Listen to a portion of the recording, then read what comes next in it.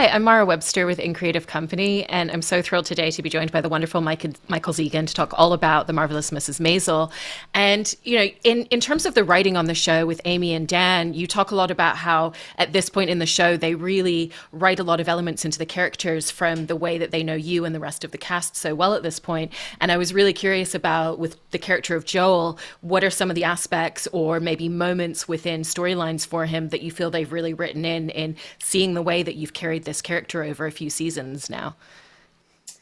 Yeah, I mean, personally, I don't think I'm anything like Joel, which is fun to play. You know, as an actor, you never really want to play yourself, but or I guess sometimes it might be fun. But yeah, I guess the only thing I can think of is that like I'm not such a bad guy, and they originally when I did the pilot.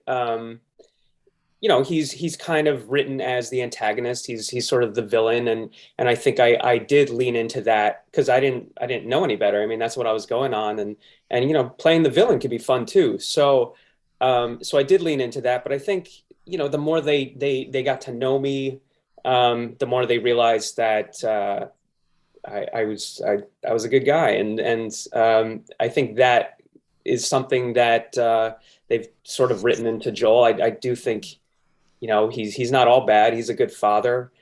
He's constantly trying to rectify the situation, and yeah, I mean that's the only thing that comes to my head because I don't really think I am like him. I never had aspirations to be a stand-up comic.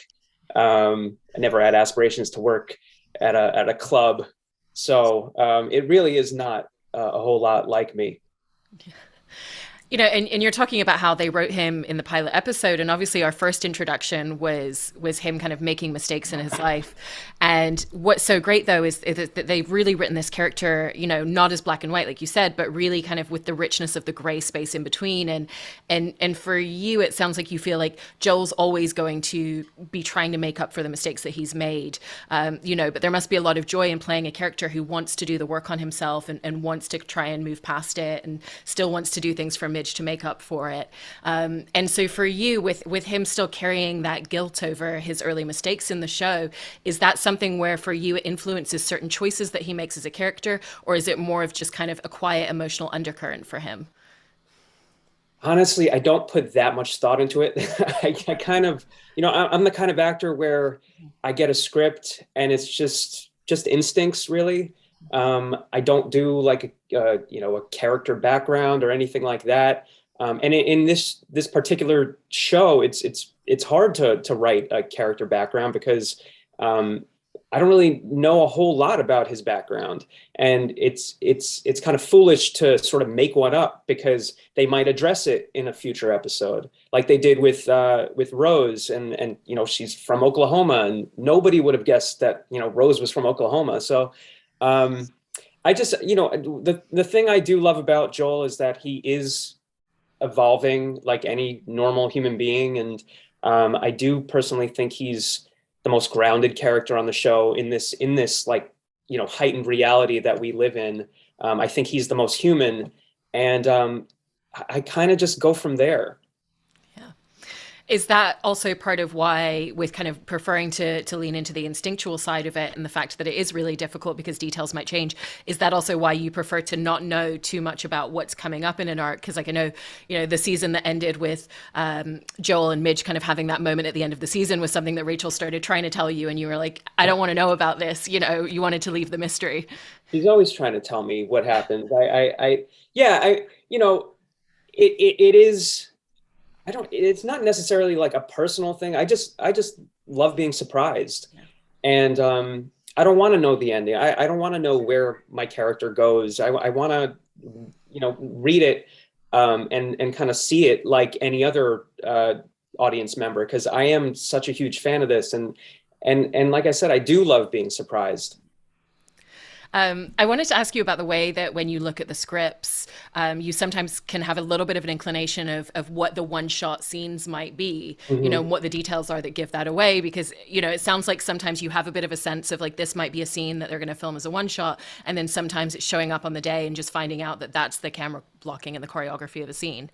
Yeah, sure. There are certainly times where you read it and you're like, okay, I know this is all going to be one shot. We call them oneers. I don't know if that's an industry term, but we call them oneers. And there's definitely been times where I showed up, like so there was the baseball scene with me and Archie, and we showed up to this field. It was like midnight, and they were like, it actually, they didn't even mention it. I just saw how Amy was blocking the scene, and the camera's going around us as we're doing the steady cam is going around us while we're rehearsing, and I was like, hey, is this going to be a oneer? And Amy was like, maybe. And I mean, that's how we did it. And I mean, I never would have pictured this particular scene, especially because we're talking and we're hitting baseballs, and like, how are we going to hit baseballs when there's a camera right in front of us? And but we did it, and it was tough. And every time the camera was in front of us, we had to fake hitting the baseball. So it was hard to remember. Like one time I actually like hit it by accident and nearly killed the camera guy. But yeah, it's just, I love them. I love those scenes because to me, it's like theater. You have to get it right, or else, well, I mean, this is a little different because you can go back to the top of the scene and start again. Whereas theater, you're screwed. But yeah, I enjoy those scenes. You can pick them out typically, but there are times definitely where it surprises you that they want to do it that way. And because of the way that you were describing that particular scene and how it was kind of like you showed up on the day and during the rehearsals, you just started to see how the camera was moving. Yeah. Is it less about having you and the rest of the cast like hit specific marks and more about them in their directorial style, having the camera follow you and your performance in a scene? I mean, everybody works with each other. It's a dance, and that's one of the great things about this show is that the crew is just as important as the acting. Everybody works in tandem, and it really does feel like it's this collaborative piece of art, which is different than other shows that I've worked on. It really does feel like everybody has their hand in this, and when we do get the nominations for whatever awards show it is, it's really I mean, it's no surprise that everybody in every field of this show gets the accolades that they deserve. Yeah. You're bringing up that parallel to theater with the one shots, but also, obviously the main cast all come from a theater background as well. And I was just kind of interested in this far into making the show and spending that much time working with one another, what the dynamic is in terms of how you all work on scenes and how you feel that all of you coming from a theater background has really influenced the cohesive and collaborative way that you all work together. Yeah. There's this trust in that I have with these cast members that it is so hard to come by, and on other projects that I've worked on. I mean, I've been very fortunate that there has been a lot of trust in other projects, but sometimes there's not, and sometimes I'm like, how did this person get cast, but it's just, that when you show up to work, everybody's going to bring it. On Maisel, everybody's going to know their lines. Nobody's going to complain. We're there to have fun. I don't think we take anything for granted. We know like how special this show is and how special our cast is. And there's no egos. Somebody said to me once that they heard, I mean, maybe this is too much information, but they heard that Rachel was a problem. And it was somebody who was not affiliated with our show in any way, shape, or form, and it was interesting to me because she's not. She's like the best, and she knows her lines, shows up on time, knows all the crew members' names, right off the bat, and she's a leader,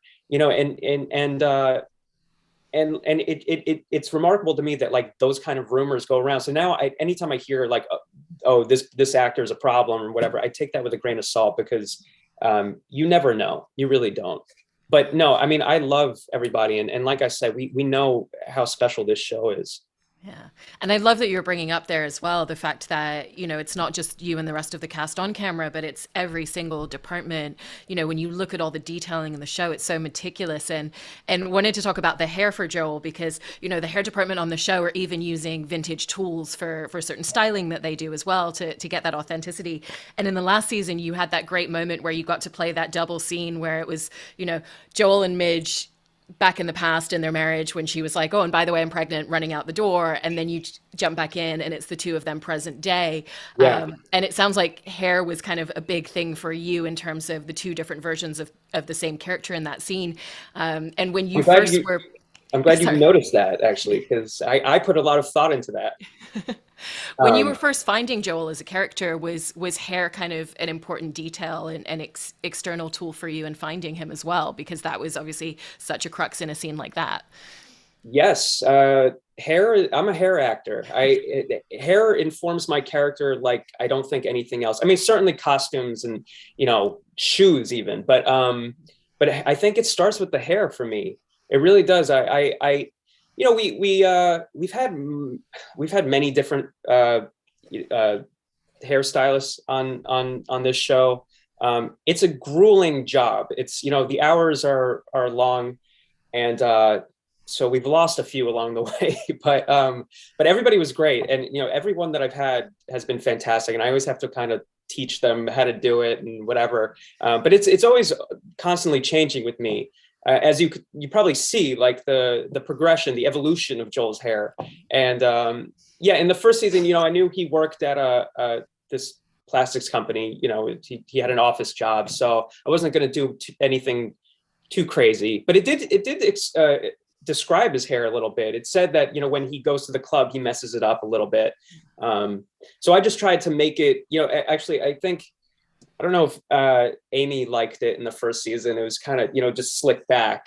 But I liked it because he's all business, but you mentioned that particular scene in season 3. And it's funny because I got a haircut in between.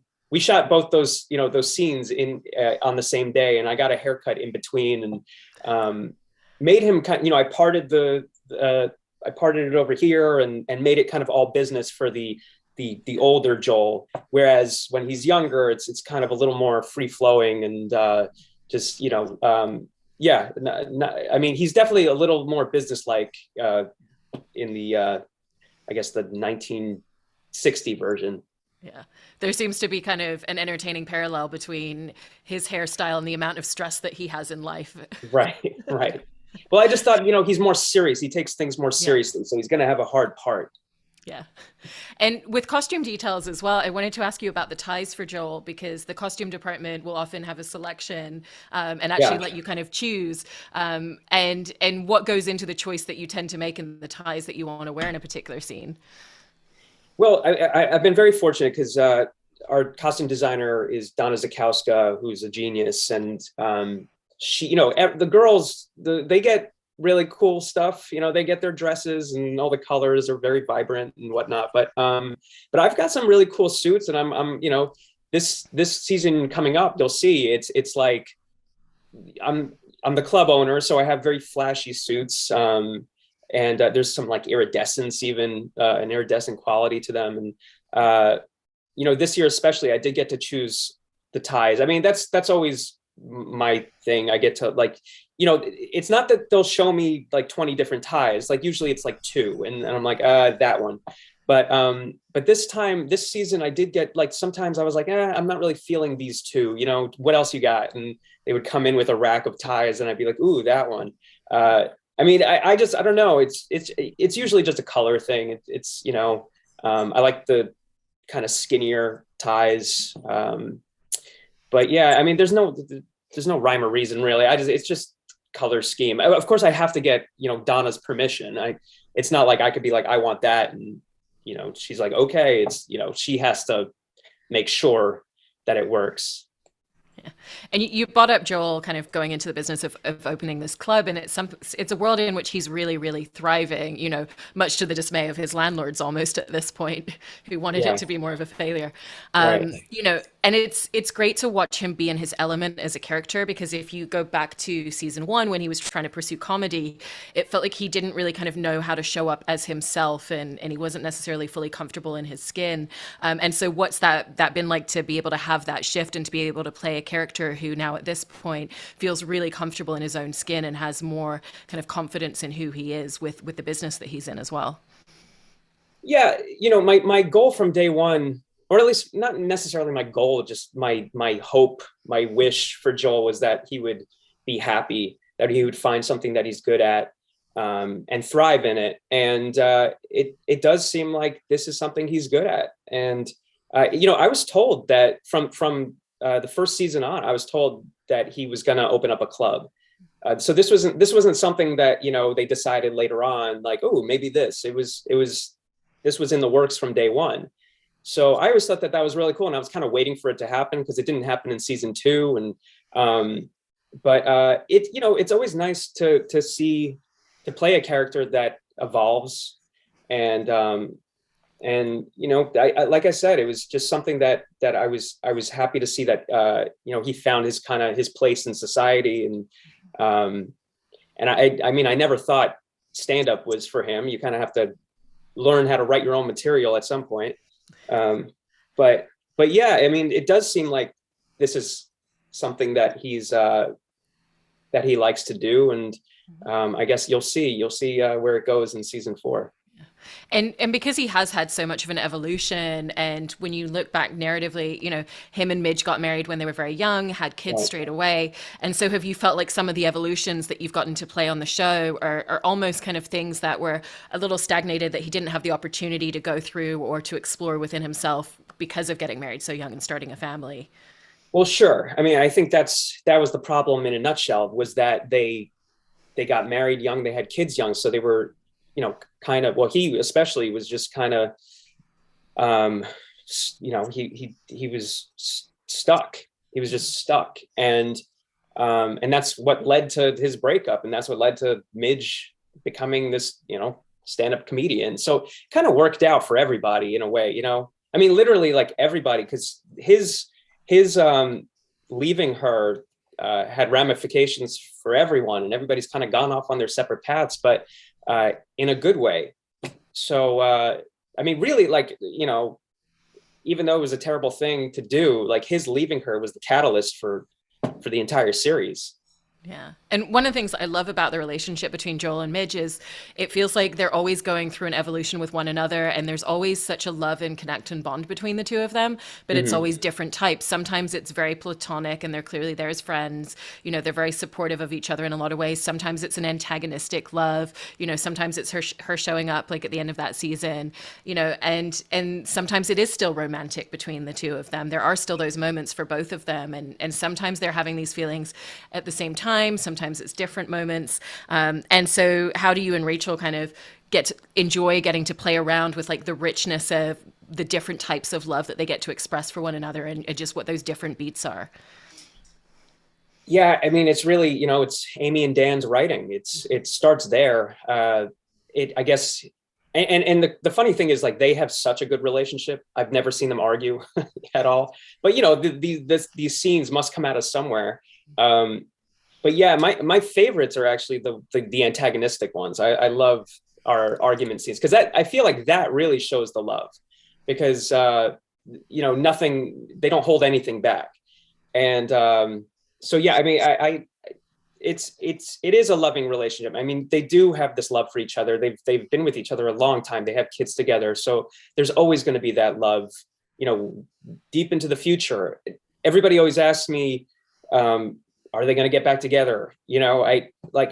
First of all, I have no idea. Like, and also, I'm not going to tell some random stranger, even if I did know, if that they are going to get back together. I mean, it's ridiculous, but that's something they always ask, and people on the street ask, but also, like, when I do interviews, they ask, and I don't know, and even if I did, I wouldn't say anything, but I do understand why people are asking, because there is this chemistry that I think Rachel and I have, that I think I saw when we first auditioned with each other. I was like, oh, this could be really good, and it is there, and obviously that has crossed over to Joel and Midge as well. Mm-hmm. And when you said the word antagonistic, it also made me think of the dynamic and the rapport between Joel and Susie. You know, and that's always so delicious to watch, the way that you and Alex play off of each other. But I love that at the beginning of this season, we're starting to see a different kind of connect between the two of them. You know, she's had to come to him and say, I want you to manage Midge's money because I can't be responsible for it. And I know that you will do right by her and you'll do all the right things because you have this love for her.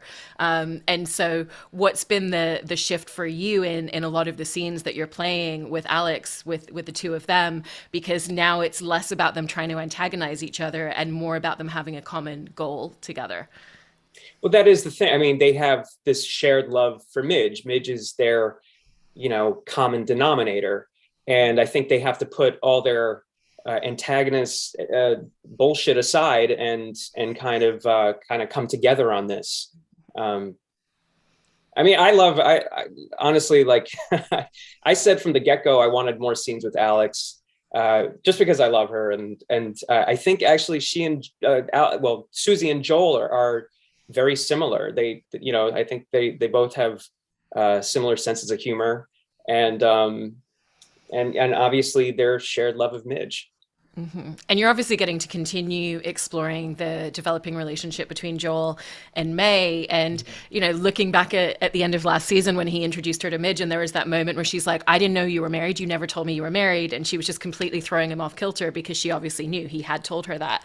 And it's so great that she's also another character that's really able to throw him off balance in a moment like that, play around with him, but that he's so clearly drawn to it. And so for you, do you feel like he's kind of drawn to someone like May because it also forces him to be more introspective and to challenge himself in a lot of ways and show up for himself as well as for the person that he's with as a partner?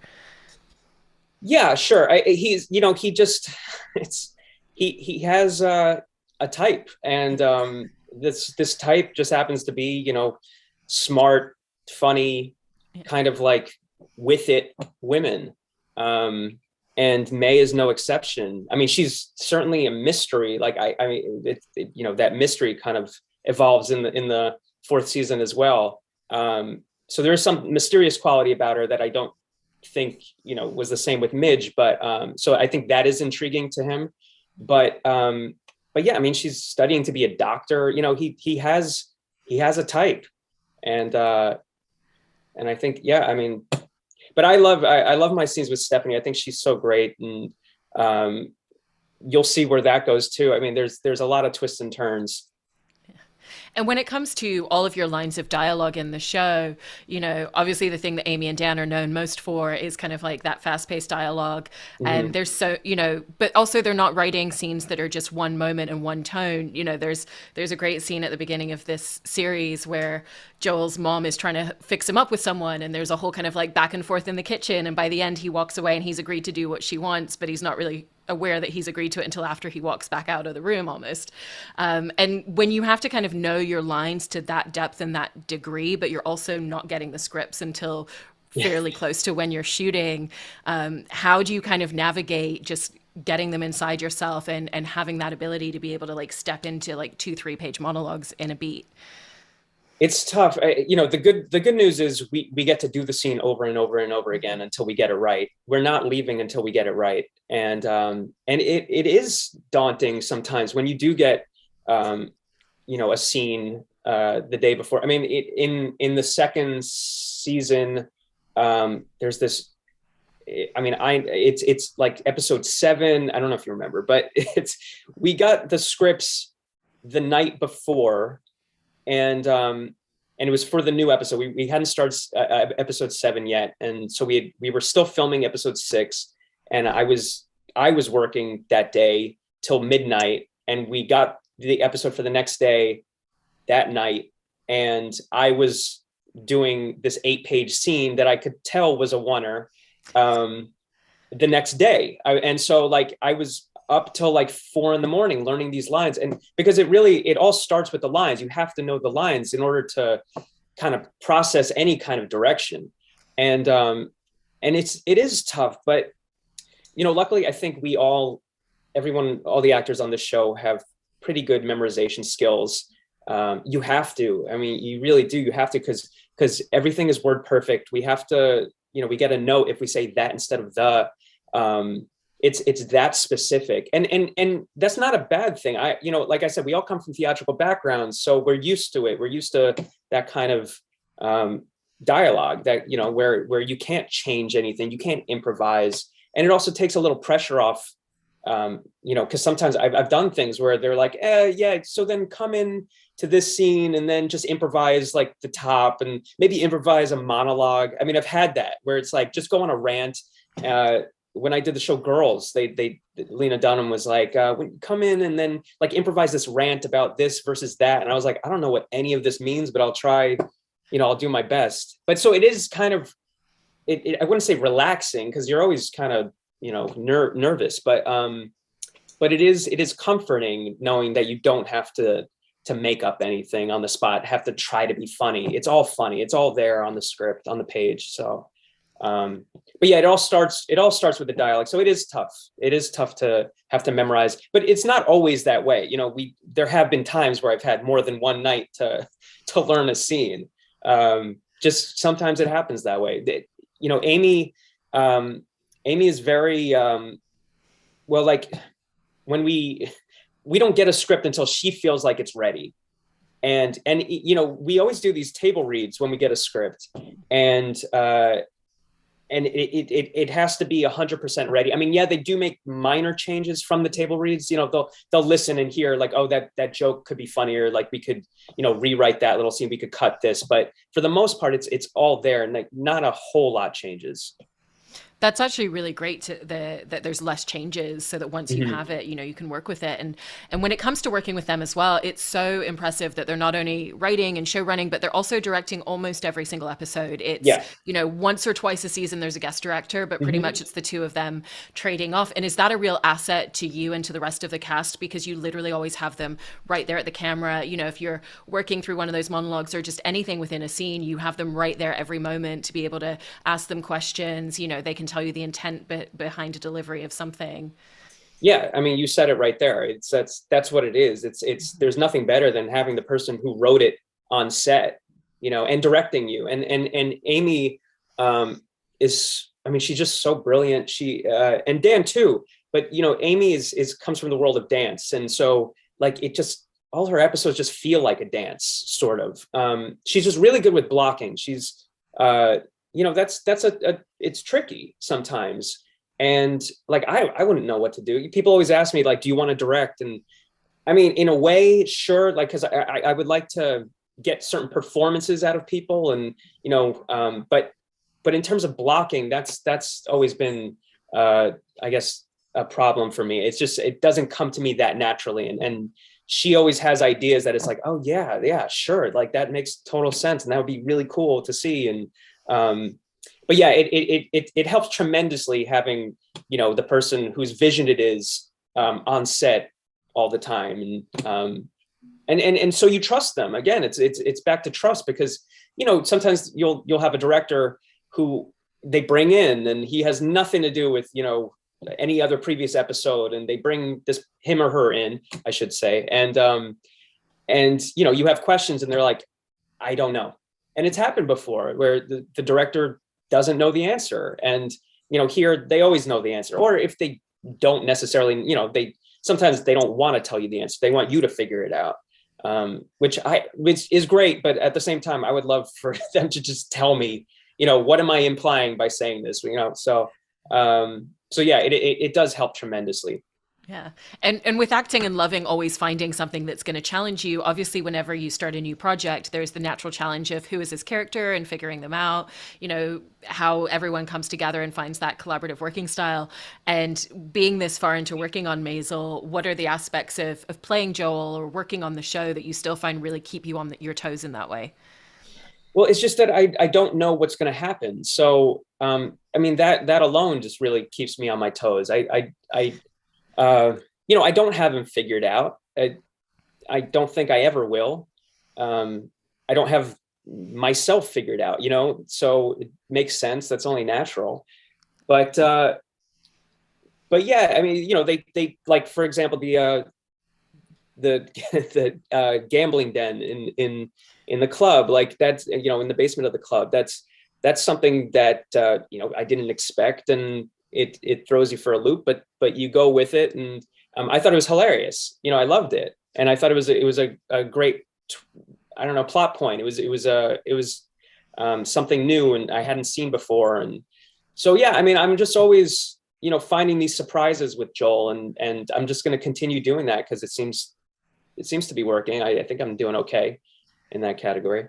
Yeah. Well, I really love hearing that it's still such a journey of discovery with this character, and it's so great every season getting to watch everything that you do with him. Thank you so much, Michael. Really appreciate your time. Oh, thank you so much.